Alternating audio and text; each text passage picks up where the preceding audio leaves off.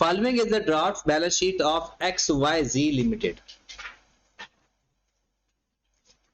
दिसंबर 24 पहले के अगर क्वेश्चन आपने पढ़ लिया सबने तो मैं डायरेक्ट बताता जाता हूं, ये कैरीड ऑन की बातें हो रही हैं, ये हमारा ईयर एंड है, ईयर का स्टार्ट नहीं है।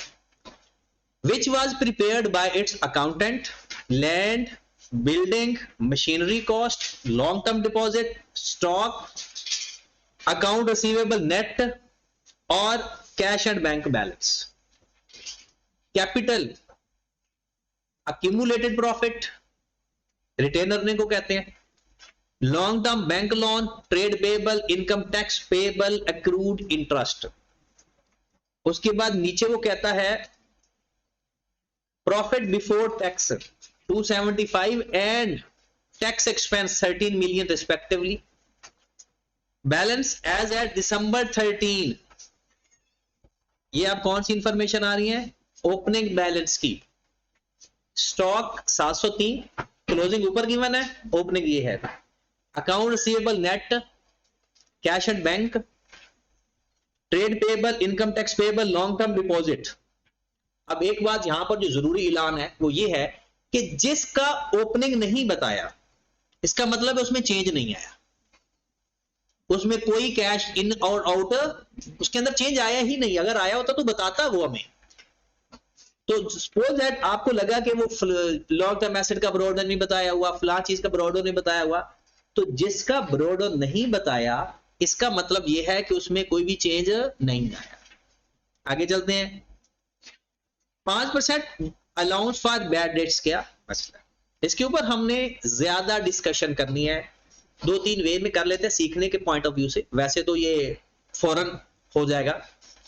The bank loan was obtained 1124, इसका मतलब बैंक जो लोन है ना वो ओपनिंग है ही निल, ओपनिंग निल है।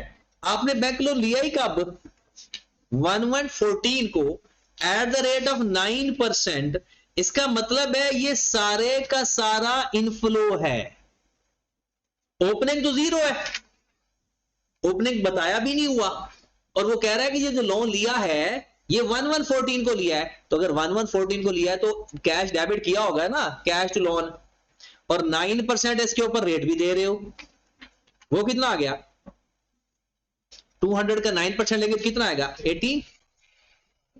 अब जरा इंटरेस्टिंग चीज देखो, यहां से ये है आपका दिमाग, 18 का इंटरेस्ट बनता है, 13 अक्रूड लायबिलिटी में आ रहा है, अक्रूड में आ रहा है, इसका मतलब है पेमेंट कितनी हुई है। और वैसे भी लेजर भी बना लेते हैं छोटू सा, ब्रॉड ऑन निल, क्योंकि आपके पास साल के शुरू में तो लोन ही नहीं था।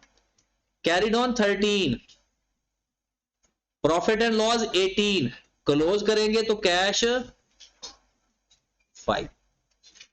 आपका ये सवाल इससे भी जल्दी हो जाया करेगा, सवाल पढ़ोगे ना पूरा सवाल, आपका पूरा सॉल्यूशन दिमाग में आ जाएगा। प्रैक्टिस सिर्फ थोड़ी सी, अभी अब सवाल है 1-2 दिन और लगाने हमने इसके ऊपर, तो ये प्रैक्टिस आप करते रहो। ये ना समझना है कि ये आपको समझ नहीं लगना, ये टॉपिक बाकी टॉपिक से ज्यादा आसान है, सिर्फ और सिर्फ लैक ऑफ प्रैक्टिस की वजह से ना आपको चीजें जल्दी दिमाग में नहीं आती। जब सवाल करोगे 1-2 दफा तो ये चीजें दिमाग में आना शुरू हो जाएंगी। आगे बढ़ते हैं जी। कहता है जी XY uses straight line method. जब रेट गिवन हो ना तो मोस्टली ऐसा होता है कि जो डेप्रिसिएशन है ना वर्किंग करके फाइंड होती है मोस्टली, जब रेट गिवन हो।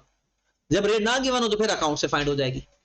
अब उसने कहा है स्ट्रेट लाइन वो मेथड इस्तेमाल करें। अब स्ट्रेट लाइन मेथड के अंदर अगर हमारे पास वो साल के एंड की सारी वैल्यूज बताई हुई है ऊपर, लेकिन स्ट्रेट लाइन में तो डेप्रिसिएशन अप्लाई कॉस्ट पे होती है, अगर एडिशन डिलीशन ना हुआ तो फिर तो डेप्रिसिएशन डायरेक्ट आ जाएगी। आगे चलते हैं। लैंड के ऊपर 2% है, बिल्डिंग के ऊपर 5% है, मशीनरी का 10% है। कहता है depreciation for the year 2014 has already been provided, मतलब फाइंड कर चुके हो, और जिस नेट प्रॉफिट के अंदर लिखनी थी लिख चुके हो, जिस अक्यूमुलेटेड डेप्रिसिएशन के अंदर ऐड करी थी ऐड कर चुके हो। लेकिन हमें डेप्रिसिएशन की अमाउंट तो चाहिए ना, ऐड बैक नहीं करनी है हमने एडजस्टमेंट के अंदर। अब आ जाओ, अगर क्वेश्चन यहां तक होता ना तो जिंदगी बहुत आसान थी। On review, the CFO has discovered the following: a machine with list price 50 million was purchased on 1114. An amount of rupees 30 million had been paid in cash, whereas 20 million were adjusted against trade-in of machine costing 40 million, having book value 25 million. इसकी अंग्रेजी की तशरीह करते हैं।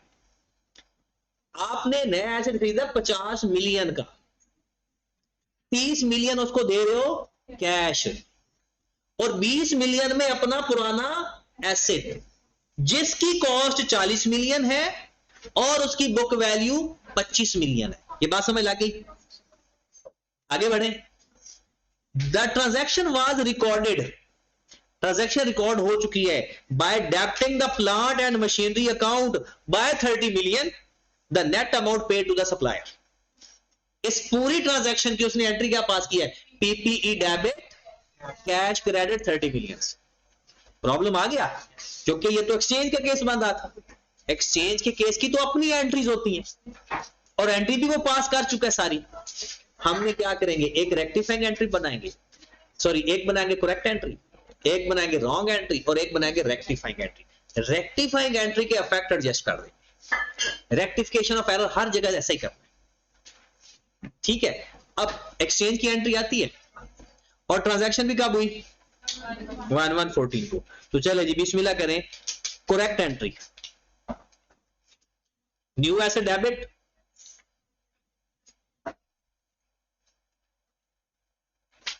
कितने से?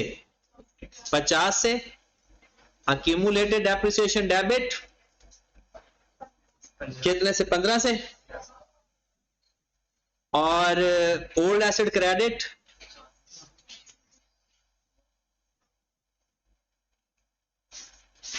Cash credit,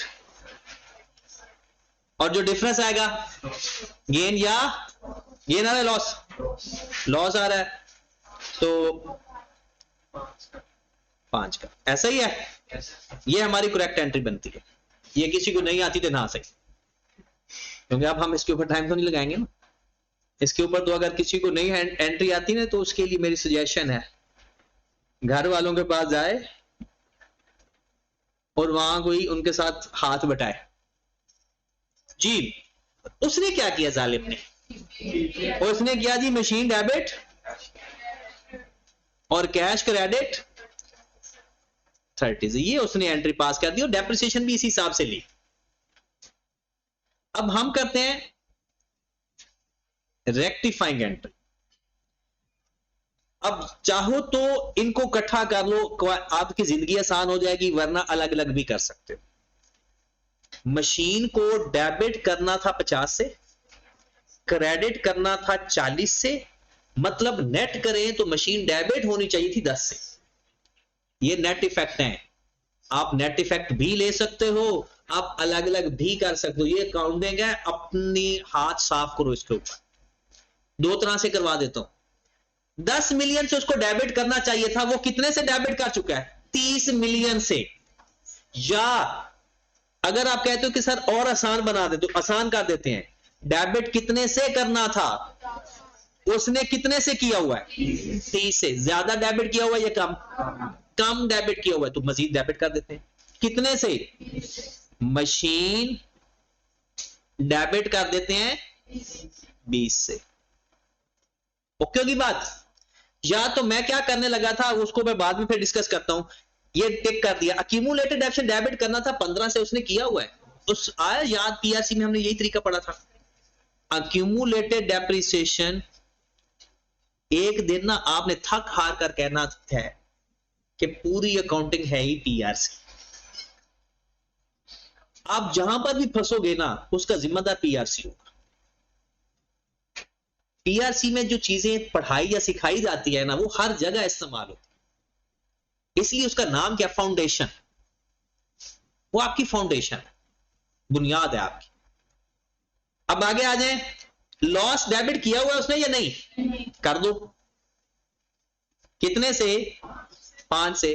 machine को 40 million से क्रेडिट करना था, क्या उसने किया हुआ है? नहीं किया हुआ, तो करो फिर। कैश डन है। ये बात समझ लगी? आप चाहो तो मशीन 20 और मशीन 40 को नेट करके 20 क्रेडिट कर दो। मैं यही करने लगा था पहले। मैं करने लगा था कि 10 से डेबिट हो रहा है, उसने डेबिट कितने से किया हुआ है? 10 से नेट डेबिट होना चाहिए मशीन को, उसने कितने से किया हुआ है? 30 से, तो 20 से क्रेडिट कर देंगे। एक तरीका, या ये सादा सीधा सादा तरीका ये। अगर आप इसकी नेट एंट्री पास करना चाहते हो, मैं पास करवा देता हूं। अक्यूमुलेटेड डेप्रिसिएशन 15 से, लॉस 5 से, और मशीन 20 से। आप ये एंट्री पास भी कर सकते हो, ये आपकी अपनी मर्जी, आपको जो आसान लगती है, क्योंकि ये हमारी वर्किंग है। और रेक्टिफिकेशन आपका कभी क्वेश्चन के अंदर नहीं आएगा, हमेशा वर्किंग के अंदर ही करना पड़ेगा। अब आओ जरा, क्या इसकी वजह से मेरे एसेट खराब हुए? बिल्कुल हुए। मैं अब क्या करूं सही करने के लिए? मशीन में जाकर 20 ऐड कर दूं, 40 माइनस कर दूं, मेरी मशीन ठीक हो जाएगी। Accumulated depreciation straight line method है, कोई इफेक्ट कहीं भी नहीं आएगा। WDV मेथड हो तो इफेक्ट आता, स्ट्रेट लाइन मेथड में इफेक्ट, लॉस, मेरा प्रॉफिट खराब हुआ है, प्रॉफिट में क्या करूं? ऐड कर दूं या माइनस कर दूं? एक चीज, जब आपकी रेक्टिफाइंग एंट्री के अंदर एसेट इन्वॉल्व हो तो उसका डेप्रिसिएशन का इफेक्ट भी आता है। अब डेप्रिसिएशन का इफेक्ट आप ऐसा करें, दो काम है, 20 की डेप्रिसिएशन चार्ज कर दें, 40 की डेप्रिसिएशन रिवर्स कर दें, या नेट करो 20 और 20 की डेप्रिसिएशन रिवर्स कर, क्योंकि नेट तो 20 क्रेडिट हो रहा है ना। सॉरी, लॉस को क्यों माइनस करेंगे? आप मुझे बताएं, उसने तो लॉस रिकॉर्ड ही नहीं किया हुआ था ना जब उसने एंट्री पास की थी। इसका मतलब हमारे प्रॉफिट के अंदर तो लॉस रिकॉर्ड ही नहीं हुआ। अब लॉस को जब रेक्टिफाई करेंगे, लॉस रिकॉर्ड करेंगे, तो हमारा प्रॉफिट कम हो जाएगा। अच्छा, ये दोनों समझ लग गए, या आपकी अपनी मर्जी है? 20 का मशीन के ऊपर डेप्रिसिएशन कितनी है? 10%। तो 20 का 10% लेकर डेप्रिसिएशन चार्ज, 40 का डेप्रिसिएशन लेकर रिवर्स, या पहले इनको कर लो नेट। स्ट्रेट लाइन मेथड में कॉस्ट टू कॉस्ट चलते हैं, और अगर ये बैल मेथड होता WDV तो फिर अक्यूमुलेटेड डेप्रिसिएशन को भी नेट करना था, उसको भी एसिड मान के करते होते हैं। जब भी प्लस माइनस करना है ना, तो अक्यूमुलेटेड डेप्रिसिएशन को क्या मान लेते हैं? एसिड माना करो। ठीक होगी बात? तो मेरे पास एक एंट्री पास होगी, डेप्रिसिएशन रिवर्स होगी, accumulated depreciation debit, depreciation credit, 10% लेंगे ना 20 का। अब ये तो कोई इफेक्ट नहीं कर रहा मेरे कैश फ्लो को, डेप्रिसिएशन मेरे प्रॉफिट में प्लस होगी माइनस। अब ये सारी रेक्टिफाइंग है, मेरी मशीनें भी ठीक हो गई, मेरा प्रॉफिट भी ठीक हो गया। इसकी वजह से अगर मैं यहां पर लिखूं, देखिएगा मेरा अनएडजस्टेड प्रॉफिट कितना है, या profit before rectification of error 270। अब इस रेक्टिफिकेशन की वजह से मेरा प्रॉफिट लॉस की वजह से माइनस हो गया, लॉस ऑन डिस्पोजल है, ये नॉन कैश आइटम, लेकिन हमने नेट प्रॉफिट भी तो फाइंड करना है ना पहले, सही वाला 5, और डेप्रिसिएशन रिवर्स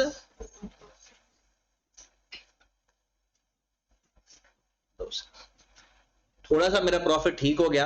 प्रॉफिट क्या ठीक हो गया? ये जो मेरी पहली एडजस्टमेंट है ना, जो CFO ने देखी है, हमने ठीक कर ली। रेक्टिफिकेशन का इफेक्ट लेना है बस। आगे बढ़े। अब आ गया बैड डेट्स वाला।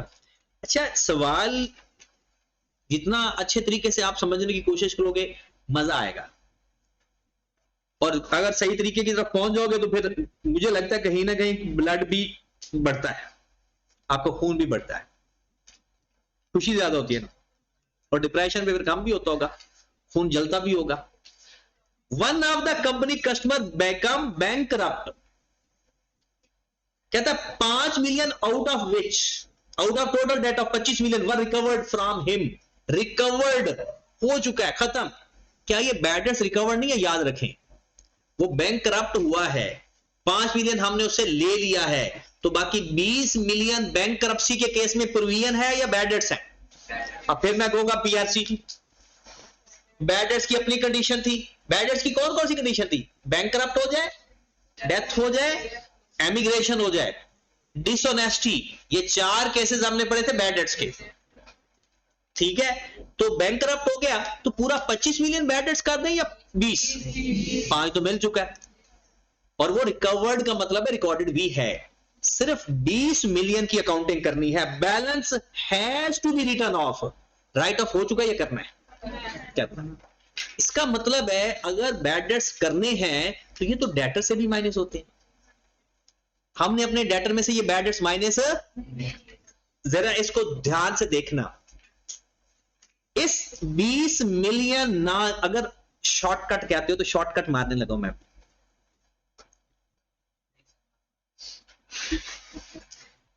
कौन बोली, नहीं समझ समझ तो आएगी, हर सवाल की समझ लगेगी।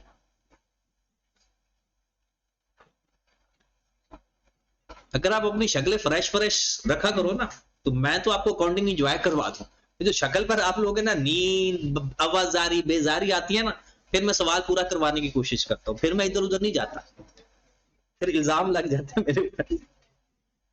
चले सवाल करें। अच्छा जरा फोकस करना, आपने 20 मिलियन के बैड डेट्स नहीं लिखे, प्रॉफिट को फर्क पड़ेगा, पड़ेगा फर्क, आपको 20 मिलियन से अपने प्रॉफिट कम करने पड़ेंगे, क्योंकि एंट्री पास करनी थी bad debts debit account receivable या डेटर क्रेडिट कितने से, 20 मिलियन से। अच्छा आपने 20 मिलियन के बैड डेट्स लिखे ही नहीं, तो आपके जो डेटर्स हैं वो पहले से ज्यादा हुए पड़े हैं या कम पड़े, ओवर स्टेटेड या अंडर स्टेटेड, ओवर स्टेटेड, क्योंकि हमने माइनस करना था, नहीं किया आपने, 20 मिलियन से डेटर आपने अपने क्लोजिंग कम करने हैं, नहीं किए हुए आपने। और अगर हम नेट इफेक्ट लेना चाहते हैं, ग्रॉस अप नहीं करना चाहते, तो फिर इसको नेट कर देते हैं। आप मुझे सिर्फ इतना बता दें, आपने अपना अलाउंस कम लिया होगा या ज्यादा, इस 20 मिलियन के एरर की वजह से आपका अलाउंस ज्यादा है या कम है, क्योंकि 20 मिलियन को राइट ऑफ करना था, 20 मिलियन के गलती से डेटर ज्यादा किए हुए हैं, तो अलाउंस भी ज्यादा किया हुआ है। अगर आपने अलाउंस ज्यादा किया हुआ है तो अब अलाउंस को कम करें या ज्यादा, कितना अलाउंस होगा 20 का, 20 मल्टीप्लाइड बाय 5%, ये कुछ लोगों का ना मन नहीं आ रहा था। अब मैं अलाउंस कम करूं या ज्यादा, कम अलाउंस करने की एंट्री आती है, allowance for bad dates debit, bad debts, अब मैं अपने जो डेटर्स हैं नेट, मैंने अपने डेटर्स बढ़ाने हैं या कम करने हैं,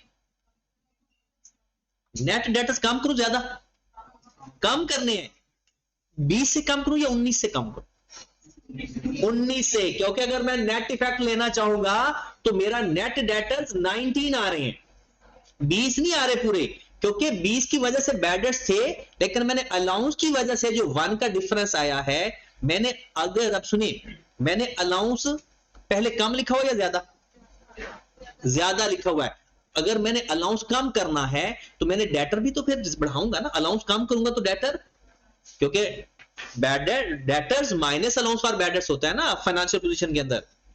तो वैसे भी अगर मैं डायरेक्ट बताऊं, अलाउंस को समझा करो डेटर, अक्यूमुलेटेड डेप्रिसिएशन को समझा करो एसेट। अब अकाउंट रिसीवेबल 20 से माइनस हो रहे हैं, 1 से ऐड हो रहे हैं, नेट इफेक्ट 19 से माइनस हो रहे हैं। आपका सवाल हो गया, डेटर को 19 से माइनस कर देना, प्रॉफिट की तरफ चलते हैं, प्रॉफिट में 20 प्लस होगा माइनस, बैड डेट्स ये वाला ऐड हो जाएगा, तो नेट करके प्रॉफिट में 19 से माइनस कर दो। समझ लग गई? ये तो मैंने किया बगैर ग्रॉसअप किए। किधर है आपका प्रॉफिट? बैड डेट्स,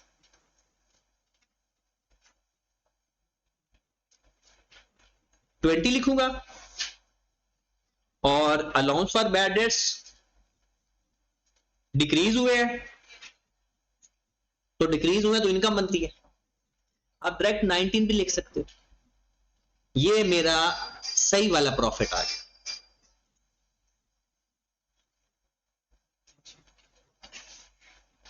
कितना? 253।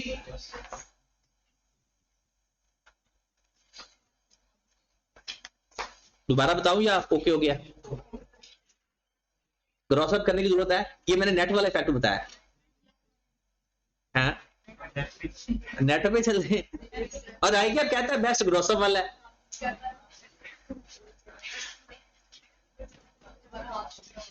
चले और आगे चलते हैं फिर।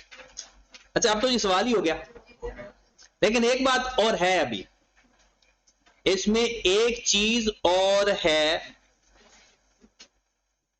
नहीं है, खत्म हो गया।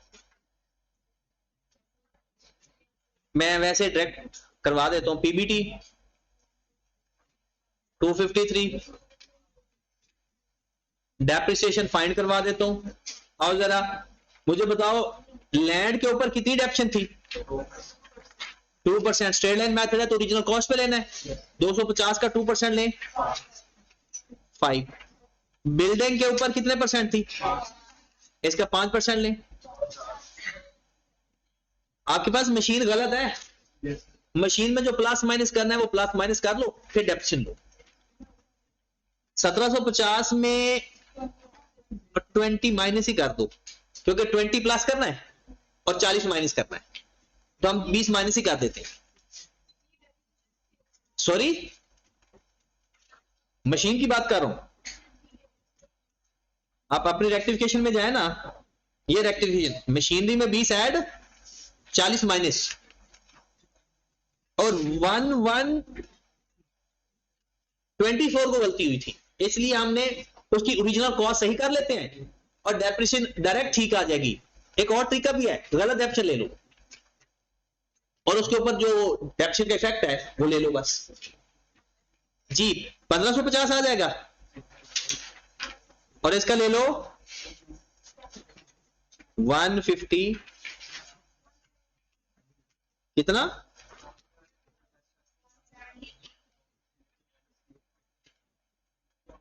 नहीं 20 माइनस करना है। 17, तो मैं 200 समझ रहा था। 1730, 173। चलो जी, ये आ गई हमारी depreciation for the year. Depreciation for the year कितनी आ गई? 2। इंटरेस्ट एक्सपेंस यहां से 18। ये भी पता चल गया था 18 क्यों आया, क्योंकि 900 का लोन लिया, 200 का लोन लिया था 9% के हिसाब से, और साल के शुरू में लिया था। लॉस ऑन डिस्पोजल 5 का आया था। कोई और एडजस्टमेंट है? खत्म हो गया एडजस्टमेंट। 2-3 एडजस्टमेंट होती है बस।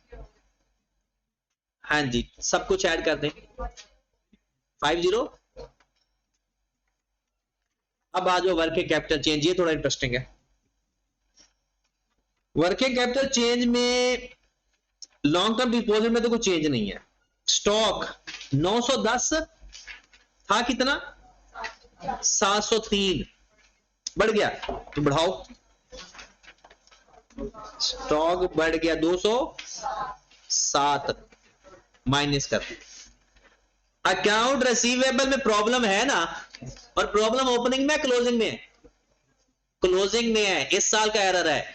ओपनिंग होता तो पिछले साल के एरर होते। माइनस कर दो 19। हाँ जी, 361 में से 19 माइनस करो तो कितना आता है? 342। आप ओपनिंग देख लो, 418 से 342 अकाउंट रिसीवेबल कम हुए हैं 76। कैश एट बैंक को छोड़ो, ट्रेड पेएबल में कोई प्रॉब्लम तो नहीं है ना?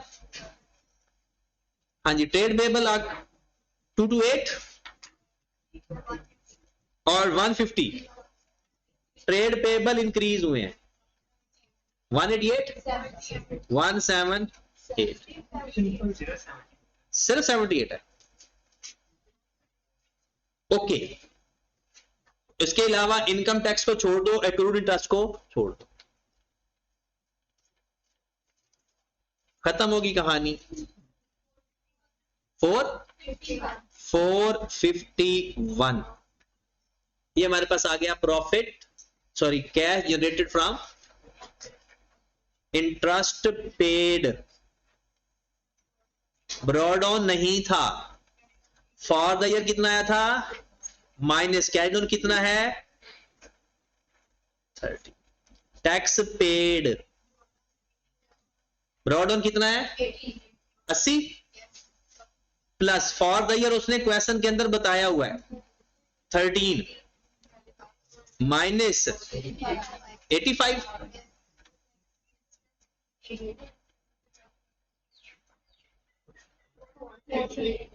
438। अच्छा, इन्वेस्टिंग एक्टिविटी में सिर्फ उसने एक्सचेंज का केस बताया हुआ है, और अगर एक्सचेंज का केस बताया हुआ, मैंने बात क्या बताई थी, एक्सचेंज के केस में सिर्फ कैश पेड लेते होते हैं बस, इसके अलावा बाकी कुछ भी। तो इन्वेस्टिंग एक्टिविटी में cash paid in exchange transaction 30, ना तो कोई उसने खरीदने का जिक्र किया और ना कोई बेचने का जिक्र किया, तो हमारी इन्वेस्टिंग एक्टिविटी खत्म होगी। फिर उसके बाद फाइनेंसिंग एक्टिविटी पे चलते हैं। फाइनेंसिंग एक्टिविटी में याद रखे जिस चीज का जिक्र है ना बस उसको काउंट करो। कैपिटल का उसने ओपनिंग क्लोजिंग कुछ नहीं बताया, सिर्फ लोन लिया है ऐसा, ना उसने ड्राइंग्स का जिक्र किया ना उसने डिविडेंड का जिक्र किया। तो हम भी क्या करेंगे, लोन रेज या लोन ऑब्टेन कितने का 200, और कुछ भी फाइनेंसिंग एक्टिविटी में जी ठीक है, बिल्कुल ठीक है, लेकिन उसने क्या कहा था बेस्ट ऊपर है, लास्ट वाले क्वेश्चन में उसने खुद क्या दिया था नीचे लिखना है, लेकिन गलत नहीं करेगा वो। हाँ जी, एबीसी 60, इसमें ओपनिंग प्लस कर दो 2485, बस वही मसला था एक प्रोविजन का। 24 की बात कर,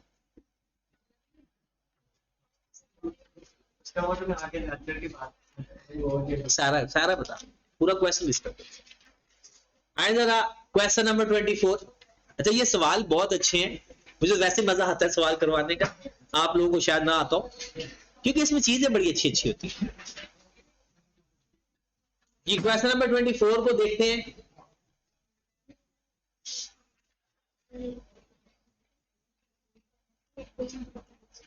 रिक्वायरमेंट देख लेते हैं जी। प्रिपेयर कैश फ्लो स्टेटमेंट है यूजिंग द इंडायरेक्ट मेथड। अब उसने सच्ची से कह दिया तो हम चेंज नहीं कर सकते, और कुछ चीजें ऐसी हैं इसके अंदर फोकस करने वाली नई चीजें सीखने के लिए। फॉलोइंग सवाल देखना है, फोकस करें। क्यूई दिसंबर। अच्छा, जिसने सवाल किया है ना वो ये ना समझे कि मैंने तो ये सवाल किया, उसको बल्कि ज्यादा सीखने को मिलेगा। उसे तो ये पता चलेगा ना कि उसने क्या समझा था, एक्चुअल में क्या था। जिसने नहीं किया ना उसके लिए इतना फायदा नहीं है, असल फायदा उसके लिए होता है जो सवाल करके आता है जी। Profit from operation, other income, interest expense, profit before tax, ये चीज भी हमारी, ये चीज भी हमारी, और इनकम टैक्स भी हमारा, और ये पैट भी हमारा। मतलब इस इंफॉर्मेशन से 4 चीजें इस्तेमाल होंगी। आगे चलते हैं। Financial position, owners capital opening closing बता दिया, रिटेन अर्निंग ओपनिंग क्लोजिंग बता दी, रीवैल्यूएशन सरप्लस भी उसने ओपनिंग भी बताया, क्लोजिंग भी बताया। इसका मतलब है कि वो जो हम कहते थे ना कि जो सरप्लस पड़ा होता था, हम कहते सारा ही हमारा है, इसी साल का है। 10% बैंक लोन, ये मतलब हमने सारा लोन इसी साल लिया है। अब हम ये देखेंगे कि अगर साल के शुरू में लिया है तो पूरा इंटरेस्ट एक्सपेंस बनेगा, दरमियान में लिया है तो फिर उस हिसाब से फाइंड कर। Trade and other payable, income tax payable, bank overdraft, PPE, investment, inventory, trade and other payable, cash and bank balance. During the year depreciation भी उसने दे दी। Machinery having carrying amount 2481 was sold for rupees, यहां से हमें क्या मिला, gain या लॉस? एक हमें गेन मिला, दूसरा हमें कैश मिला, ठीक है, और तीसरा हमें लेजर की एक इंग्रेडिएंट मिल गया जो हम बुक वैल्यू वहां पर लिखते होते हैं। ये हमारी कैरिंग अमाउंट है। Factory building was revalued from carrying amount 95963 से 8000। सरप्लस आ गया जी, रीवैल्यूएशन सरप्लस कितना, डिफरेंस ले जरा इसका, 5963 से 8000 हो गया, 2037। उसके बाद an office building which had previously been revalued was sold at its carrying amount, मतलब जितने का वो था उतने का बेच दिया, नो गेन नो लॉस। और लेकिन ये सारा कैश तो है ना, इतने का हमने बेचा है, कैश तो है, और अगर इसका कोई सरप्लस पड़ा होगा वो सारे का सारा किस में चला जाएगा, रिटेनर। मतलब हम ऐसा ना करें कि पहले रीवैल्यूएशन सरप्लस का लेजर बना लें वहां से, क्योंकि रीवैल्यूएशन सरप्लस का जब हम लेजर बनाएंगे ना, रीवैल्यूएशन सरप्लस, इसका डमी लेजर बना देता हूं। मतलब क्या क्या चीजें पॉसिबल है, ब्रॉड ऑन, कैरीड ऑन, ये आएगा फॉर द ईयर सरप्लस, उसके बाद यहां पर आ जाएगा रिटेनर। अगर तो ये बैलेंस हो जाए तो ठीक है, अगर बैलेंस नहीं होगा तो फिर जो डिफरेंस आएगा वो उस तरह से। हमारे पास ब्रॉड ऑन सरप्लस कितना पड़ा हुआ है, सरप्लस का ब्रॉड ऑन 1911।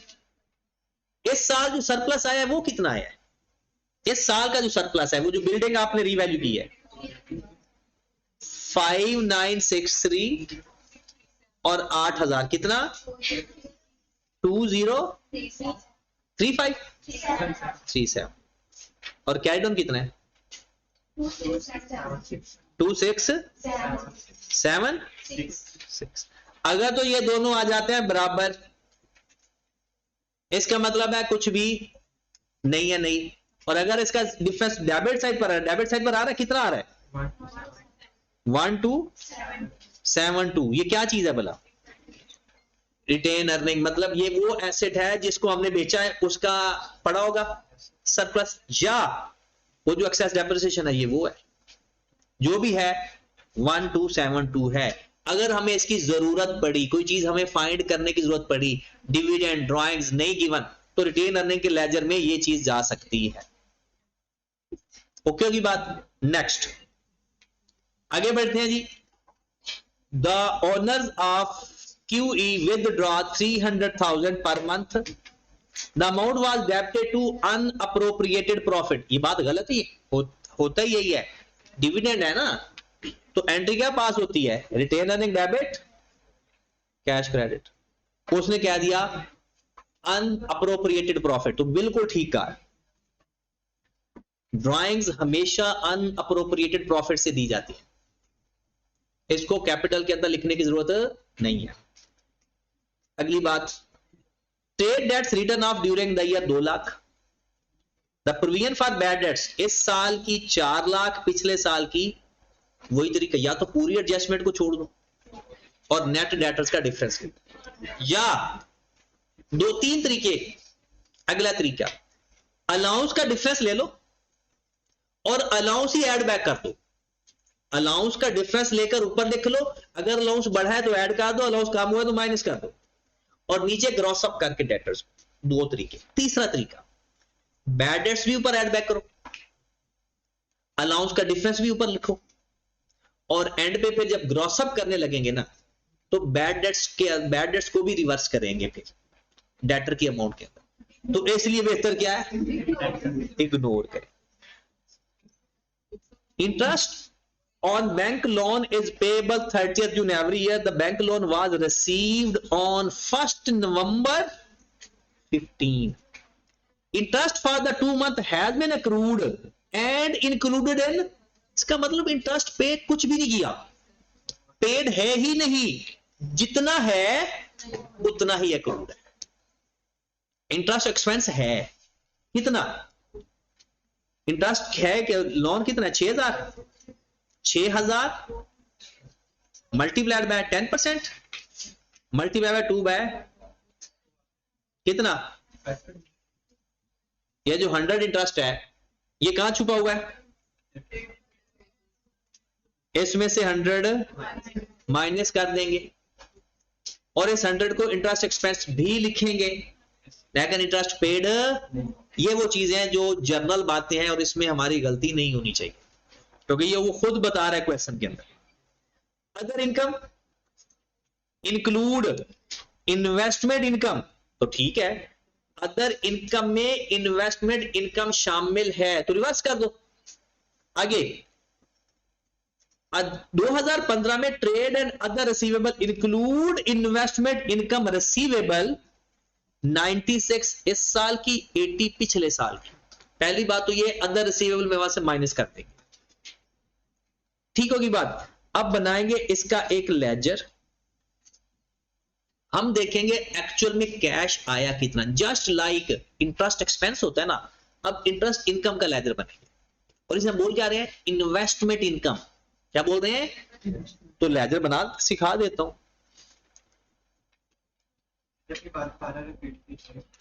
ये हमारा जो लेजर है ये किसका बनेगा, क्रूड इनकम का बनेगा या एडवांस इनकम को बनेगा, बता, देख लो ना, रिसीवेबल है, इनकम रिसीवेबल है, देखें ट्रेड एंड अदर रिसीवेबल, अगर अदर रिसीवेबल में है तो ये एडवांस है या रिसीवेबल है, रिसीवेबल है, अक्रूड इनकम है। हम जब लेजर बनाएंगे तो इनकम रिसीवेबल का लेजर बनाएंगे, ये इन्वेस्टमेंट नहीं है, ये इन्वेस्टमेंट इनकम है, इनकम रिसीवेबल। इसका ब्रॉड ऑन कितना है 80, कैरीड ऑन कितना है 90, 80, 96, क्या फरमा रहे हो, इनकम रिसीवेबल हमारा एसेट है या लायबिलिटी है, एसेट है, तो एसेट का ब्रॉड ऑन किस साइड पर आएगा, डेबिट साइड पर, मैंने भी डेबिट साइड पर लिखा है। अच्छा आपने उधर लिखा हुआ है, जवाब फिर भी बराबर होगा क्योंकि आपने कैश कोई जगह चेंज कर दी होगी ना, आपने एक एक्सपेंस के लेजर बना दिया। उसके बाद आपकी इनकम कितनी है, एसपीएल 398 इनकम है ना, और आपको असल में कैश कितना मिला 382। अब जरा गौर फरमाए इसकी जगह कहां पर है, इस एसपीएल ने एडजस्टमेंट में जाकर माइनस हो जाना है और इसने इन्वेस्टमेंट एक्टिविटी के अंदर जाकर ऐड हो जाना है। इसका ओपनिंग क्लोजिंग कुछ नहीं करेंगे, जैसे इंटरेस्ट पेएबल का कुछ नहीं करते हो, इसको अदर रिसीवेबल में से माइनस हो जाएगा, ये अदर रिसीवेबल से माइनस हो जाएगा, ये क्लोजिंग में से, वो ओपनिंग में से, और ये इंटरेस्ट एक्सपेंस नहीं होता, ये इंटरेस्ट इनकम है, इन्वेस्टमेंट इनकम कह लो इसको। सारी की सारी ट्रीटमेंट वैसी ही है बट प्रेजेंटेशन चेंज है। जैसे आप इंटरेस्ट एक्सपेंस के साथ करते हो, कर लेते हैं। इंटरेस्ट एक्सपेंस का एक लेजर बनाते हैं, suppose brought on 5 carried on 7 assume करते हैं। अगर ये अदर पेबल में शामिल होता है तो निकाल देते हैं वहां से, यहां पर फिर लिखते हैं एसपीएल, ये एडजस्टमेंट में लिख देते हैं और कैश पेमेंट में लिख देते हैं। अब इसमें क्या करना है, इन दोनों को अदर सेल से निकाल दो अगर है तो, कैश जाकर इन्वेस्टिंग एक्टिविटी में लिख दो क्योंकि ये इन्वेस्टिंग एक्टिविटी का है, और एसपीएल में से उसकी इनकम माइनस कर दो। ओके होगी बात, बस खत्म हो गया सवाल ये। अब पूछे सवाल, क्यों पूछ रहे हैं?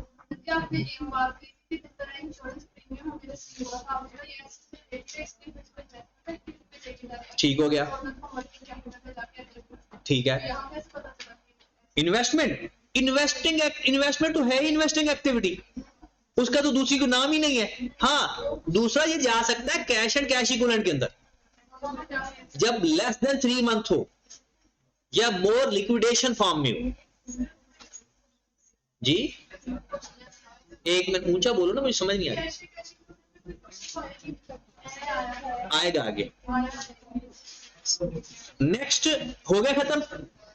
अब है जी प्रॉफिट तो हमें गिवन है, ड्राइंग्स भी गिवन है, रिटेन अर्निंग का लेजर बनाने की जरूरत नहीं है क्योंकि रिटेन अर्निंग से हमें मैक्सिमम 3 चीजें मिल सकती हैं, प्रॉफिट, डिविडेंड या ड्राइंग्स, और तीसरी चीज मिल सकती है एक्सेस डेप्रिसिएशन। और वो तीनों चीजें हमारे पास ऑलरेडी मौजूद हैं, अलग से कुछ करने की जरूरत, तो बताएं ये सवाल हो जाएगा या करने की जरूरत है? हो जाएगा। चले फिर, अगर ना भी हुआ तो इसका सोल्यूशन अवेलेबल है, अगर पहले वाला ना मिला तो हो सकता है मैं नेक्स्ट क्लास में कराऊं तो फिर ये आपको मिल जाएगा सोल्यूशन इसका। क्वेश्चन नंबर 25,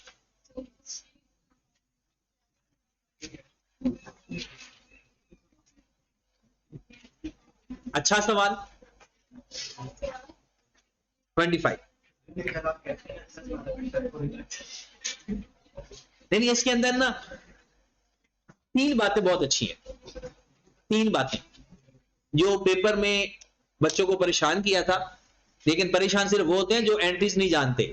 कैश फ्लो के अंदर एंट्रीज बहुत इंपॉर्टेंट होती हैं, वो आपको ना लेजर्स ट्रेस आउट करके बताती हैं।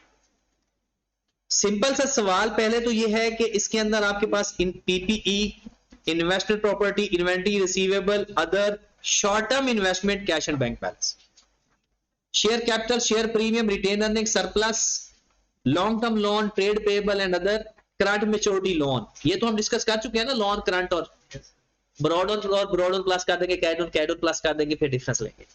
आगे इक्विपमेंट, पहली नई बात, लेकिन हमने ये बात की हुई है। Equipment having fair value 240 million, एक एसेट 240 मिलियन का है, acquired by issuing 2 million shares, एक शेयर है 100 रुपए का। इसका मतलब है अगर 2 मिलियन शेयर इशू किए हैं तो उनकी पार वैल्यू क्या हुई? आपने 200 मिलियन के शेयर देके 240 मिलियन का एसेट लिया है। फायदे में रहे हो, घाटे में रहे हो? आपकी कंपनी ने 200 मिलियन देके 240 मिलियन का एसेट ले लिया, तो फायदा हुआ आपको। तो जो एडिशनल अमाउंट है वो शेयर प्रीमियम है। जो एडिशनल अमाउंट है वो क्या है? Share premium. एंट्री क्या पास होगी? बैंक पीपीई डेबिट,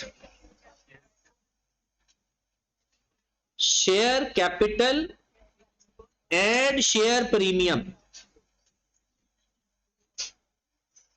अब अलग अलग लिख लो, 240 इकट्ठा लिख लो, आपकी मर्जी है। अब इसमें कैश फ्लो नहीं है, लेकिन ये अपने अपने लेजर में जरूर जाएंगे। पीपी का 240 मिलियन डेबिट हो जाएगा शेयर कैपिटल के नाम से, और शेयर कैपिटल क्रेडिट हो जाएगा पीपी के नाम से 240, बट कैश फ्लो इसमें नहीं है। ये पहली ट्रांजैक्शन हमारी हो गई। अगली ट्रांजैक्शन, यही तो इंटरेस्टिंग है। As a result of revaluation carried on 30 June 2020, हमारा साल क्या है भला? एंड। इसका मतलब है साल के एंड पे रीवैल्यूएशन हो रही।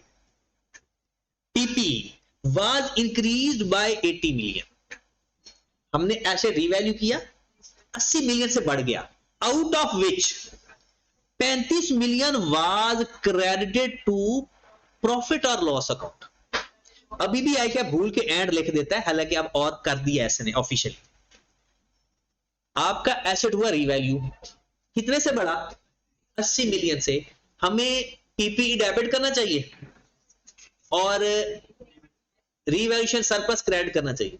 लेकिन अगर पहले कोई लॉस पड़ा हो तो पहले लॉस क्रेडिट करते हैं और उसके बाद आता है। तो बिल्कुल वही बात कहता है, 80 मिलियन जो सरप्लस आया है उसमें से 35 मिलियन आपने क्रेडिट किया है एसपीएल को।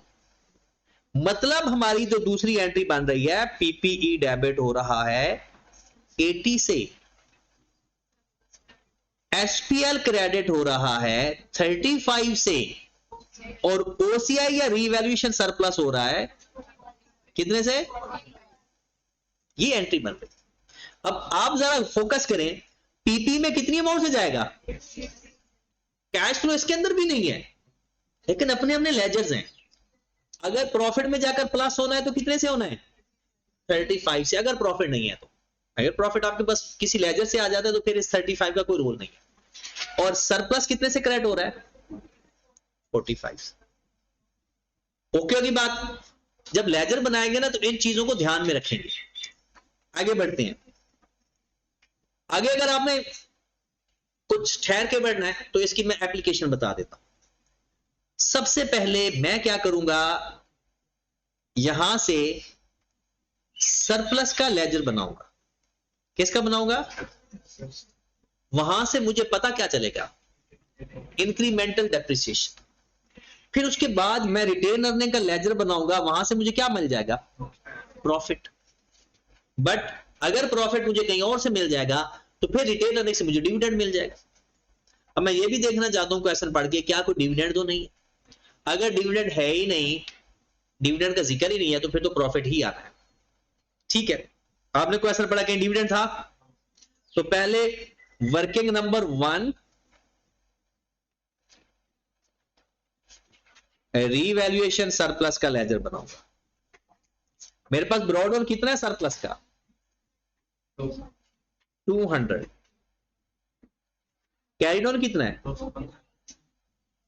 मेरा सरप्लस क्रेडिट हो रहा है 45 से, तो मैं 45 ही लिखूंगा क्योंकि मैं लेजर सरप्लस का बना रहा हूं, तो मुझे सिर्फ सरप्लस पिक करना है। क्लोज करूंगा, यहां पर 245, यहां पर भी 245, रिटेन अर्निंग के नाम से क्या आ जाएगा, 30। अब मेरी चली जाएगी working number 2 retain earning. Question में पढ़ लूंगा, अगर कोई कहीं और प्रॉफिट निकलेगा तो वहां से भी निकाला जा सकता है। मेरा ब्रॉड ऑन कितना है रिटेन अर्निंग का, 90, और कैरिड ऑन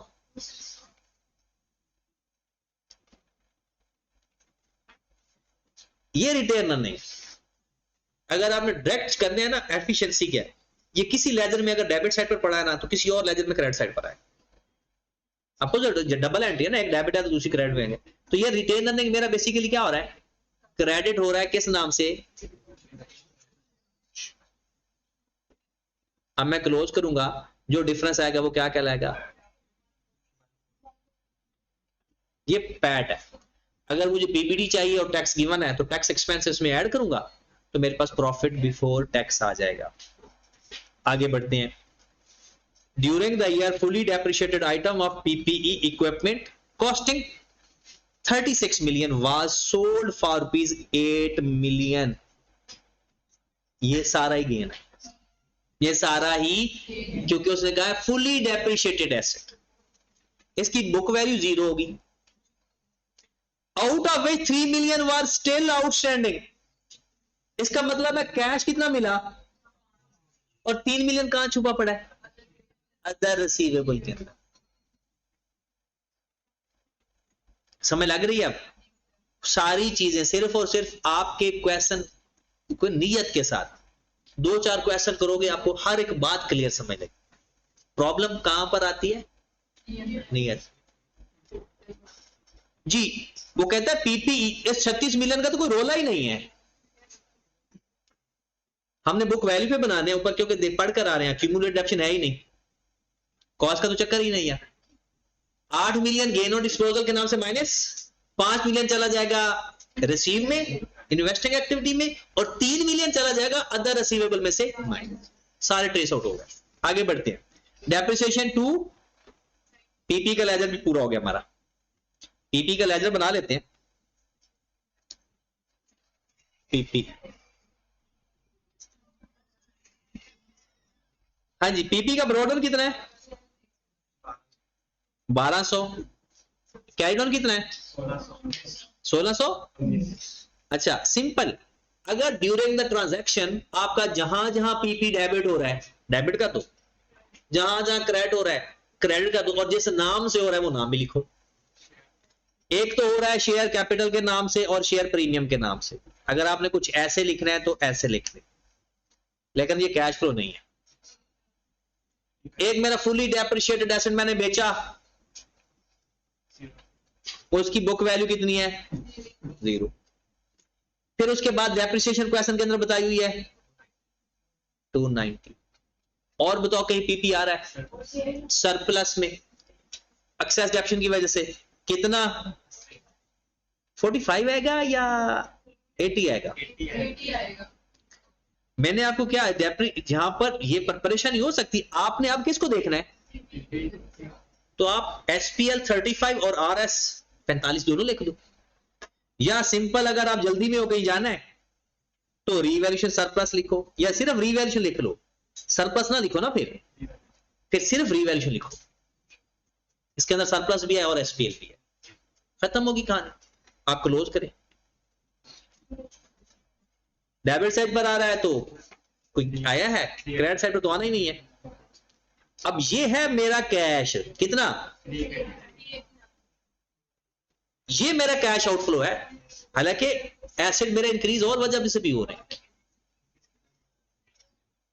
उसके बाद इन्वेस्टमेंट प्रॉपर्टी में देख लें कि investment property acquired 180 million, model कौन सा है, इसका मतलब इधर भी डेप्रिसिएशन का चक्कर है, अगर कॉस्ट मॉडल है तो फिर डेप्रिसिएशन आएगी, इधर ही छोटी सी लेजरी बन जानी है और काम हो जाना है। ब्रॉडन कितना है इसका, और कैरिड ऑन ये मिल गया सबको, और कैश कितना आ रहा है 180, और depreciation 10।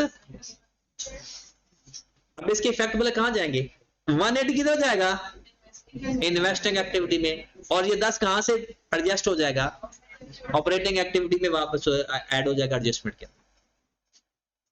Financial charges 45 million, trade and other payable include, ये इसके बारे में तो आप मिलकर यूज टू हो गए हो, ये इंटरेस्ट एक्सपेंस है, लेजर बनाकर पेमेंट आ जाएगी, और इन दोनों को ओपनिंग क्लोजिंग को अदर पेएबल से भी माइनस कर देंगे।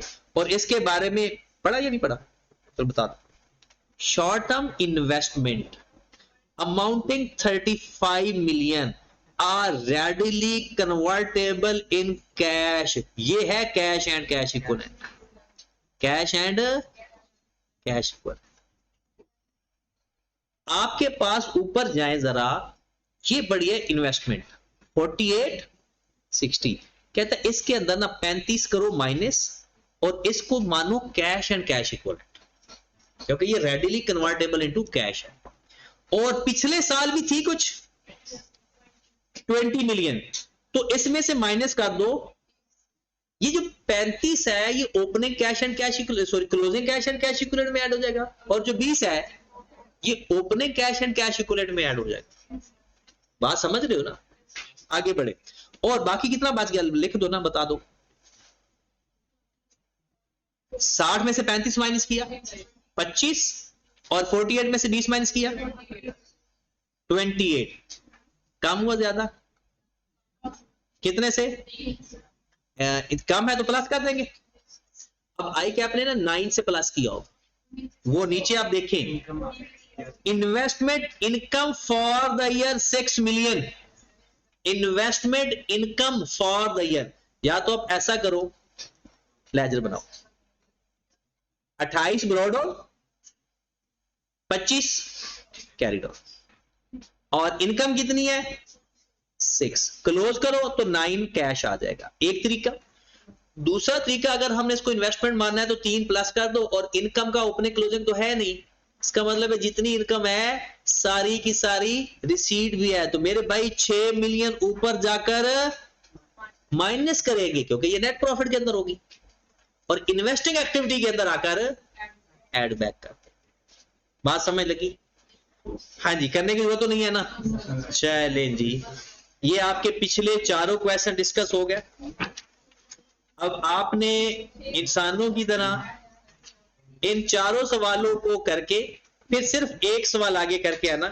ये रेक्टिफिकेशन वाला ये मैं खुद करवा देता हूं, ये अगर आप हिम्मत करते हो तो रेक्टिफिकेशन वाला करके, अच्छा सवाल है ये भी रेक्टिफिकेशन वाला है, एक ही और है, 2 सवाल है टोटल। मैं तो कहता हूं हिम्मत करो, नहीं करनी? अच्छा, छोटा सा सवाल तो दे देते हैं। अच्छा, ये कल दे देंगे। रेक्टिफिकेशन एक दफा तो मैंने आपके हाथों से करवाना है। ये ड्रामा लिमिटेड वाला तो वैसे ही आप लोगों ने घूम जाना है, हालांकि आसान बहुत आसान है। एक छोटा सा सवाल आसान सा देते हैं। अच्छा, संडे वाला कर लो, ये आसान है। ये हो गया, ये 28 तो नहीं है? अच्छा, 28 29 तो हो गए थे। चलो 30 कर ले, 28 29 तो हो गया। एक पिछले 4 अपने दोबारा रिवाइज करना और अच्छे तरीके से इंसानों की तरह, और एक सवाल एक्स्ट्रा कर लेना, ये 30 कर लेना। ये लालपुर वाला ये आसान सवाल है, ये मुश्किल है भी छोटा सा। हाँ, ये कर लेना, ये अच्छा सवाल है। ठीक है, पिछले 4 सवाल मेन तो आपने अपने स्ट्रेंथ इंप्रूव करनी है ना, और इन यही सवाल एडजस्टमेंट हेर फेर करके पेपर में आ जानी है।